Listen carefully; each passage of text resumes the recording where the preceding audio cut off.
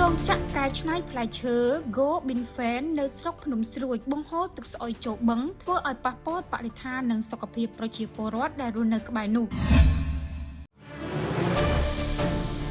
សេចក្តីរាយការណ៍រោងចក្រកែច្នៃផ្លែឈើ Go Binfen ស្ថិតនៅក្នុងភូមិក្រាំងតាតន់ឃុំអូស្រុកភ្នំស្រួយខេត្តកំពង់ស្ពឺបានបង្ហូរទឹកស្អុយចូលទៅក្នុងស្រះនិងបឹងធ្វើឲ្យមានផលប៉ះពាល់ដល់បរិស្ថាននិងសុខភាពរបស់ប្រជាពលរដ្ឋដែលរស់នៅក្បែរទីតាំងខាងលើប្រពន្ធពីប្រជាពលរដ្ឋបានឲ្យដឹងថាទីតាំងខាងលើគឺជារោងចក្រកែច្នៃផ្លែឈើ Go Binfen ជារោងចក្រកែច្នៃផ្លែស្វាយដោយរោងចក្របានបង្ហូរទឹកចេញពីរោងចក្រចូលទៅក្នុងស្រះទឹកមួយស្ថិតនៅក្នុងភូមិទឹកនោះបានជះក្លិនស្អុយយ៉ាងខ្លាំងធ្វើឲ្យប៉ះពាល់សុខភាពនិងផ្លូវដង្ហើមរបស់ប្រជាពលរដ្ឋជាពិសេសក្មេងៗតូចៗបើតាមប្រជាពលរដ្ឋបានបញ្ជាក់បន្ថែមថាក្លិនទឹកនោះគឺស្អុយខ្លាំងពួកគេមិនអាចទ្រាំបាននោះឡើយហើយបង្កជាផលប៉ះពាល់ខ្លាំងដល់ការរស់នៅរបស់ពួកគេយោងតាមច្បាប់អាជីវកម្មរាល់រោងចក្រសហគ្រាសដែលធ្វើអាជីវកម្មនៅកម្ពុជាមានកាតព្វកិច្ចទទួលខុសត្រូវលើផ្នែកបរិស្ថានក្រុមហ៊ុនត្រូវមានកន្លែងស្តុកកាកសំណល់ឲ្យបានត្រឹមត្រូវហើយជៀសវាងការបង្កផលប៉ះពាល់ដល់បរិស្ថាន